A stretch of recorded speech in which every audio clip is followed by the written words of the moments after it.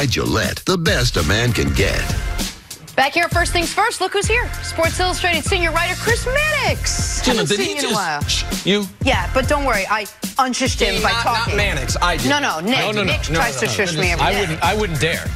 No, don't shush me. I'll unshush you. Yes. Okay, well, I won't shush you again the rest of the show. And 3 times while we're coming back from commercial break. This is what the audience will hear. And then I tell lengthy stories in the commercial break. I mean, Chris is in the hallway, though, like right before the show. Thank you, but Nick would never mention that. But of course, a long story. Anyway. I'm so jealous of your hair and the cut. Your hair does look You guys actually have similar haircuts now. It is great to have you, Mannix. Let's talk some finals. The Raptors took a 2-1 series lead after beating a depleted Warriors team last night. Klay Thompson, as predicted, did not play.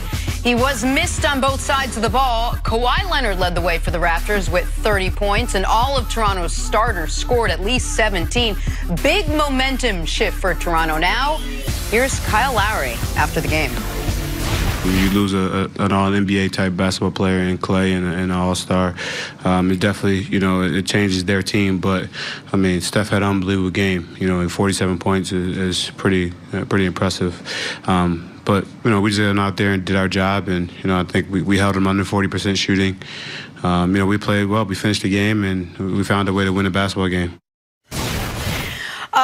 Mannix, was Game 3 more about what the Raptors did well, or was it just Steph having no help, essentially? I don't want to take anything away from what Toronto did in the fourth quarter of that game, because there were moments where it looked like Golden State had opportunities to seize control and win that game. And every time Golden State inched closer, I think it was like 7, 8 points here or there. They never got closer than 7. Never. And because the Raptors had an answer. And it wasn't just Kawhi taking over.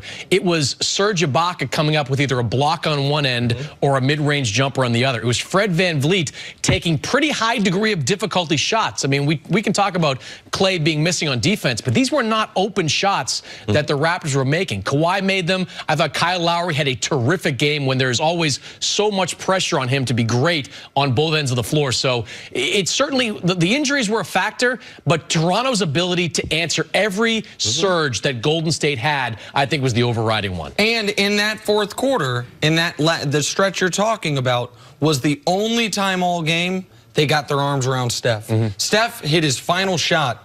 Final made basket was with 8 minutes left in the fourth quarter. So, they were able to, whenever the Warriors were getting close, make sure whoever takes the shot to get it closer is not going to be Steph Curry, or if it is him, he's not going to have a good look. But there was a different moment that I thought the Warriors, earlier than that, it was kind of, I think, missed. I don't want to say missed in the broadcast, but I thought it was an enormous sequence in the game.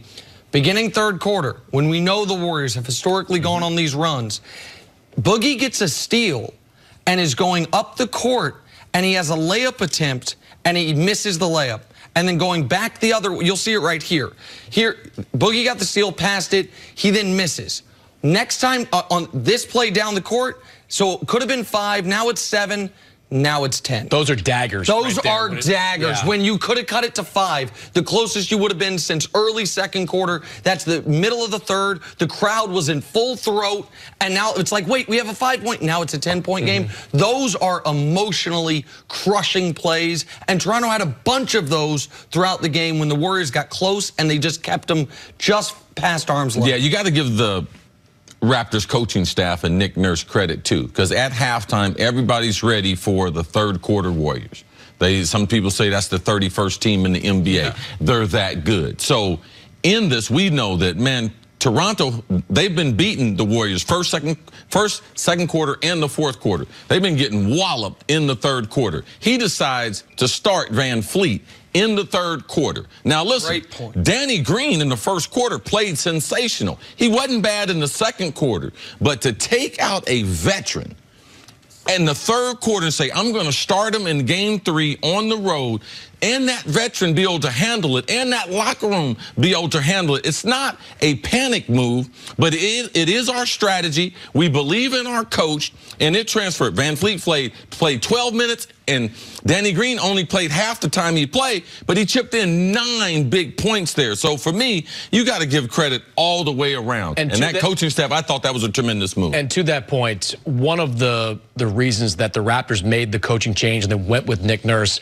is because Nick Nurse is not afraid to do stuff like that and thinks more outside the box. Dwayne Casey's an excellent coach, won Coach of the Year last year, but Dwayne Casey oftentimes was wed to lineups. He would play 2 bigs no matter what, didn't make a lot of changes on the fly. Nick Nurse, as we've seen with that box and one, as we saw with the change in the lineup, he's not afraid to be a little unorthodox. Now, man, does that come from his coaching history? Very unorthodox, playing in the D League. When you're playing, you don't know what your lineup's going to be. He said he's gone through what the Warriors are going through, not knowing who to play. That is the life when you're in the G League and everything. Do you think that's led to him being an excellent X and O guy for the Raptors? I think that's a big part of it, having to think outside the box, having to be a little bit unorthodox, and having to not be sure what your rotation is. He doesn't have a lot of NBA head coaching experience, but Nick Nurse has a lot of coaching experience, period. So, Nick, you said something really interesting earlier. The Raptors couldn't win this series last night, but they certainly could have lost it. Had Klay Thompson played and given you anything, really, and then the Raptors lost, that would have been a devastating blow. Well, or particularly had it been like last night where Klay doesn't play. Or doesn't play, especially. That would have been a heart punch. Well, where do you think the Warriors miss Klay more, on offense or on defense? Oh, I think offense. I mean, defense, look, it's like I said,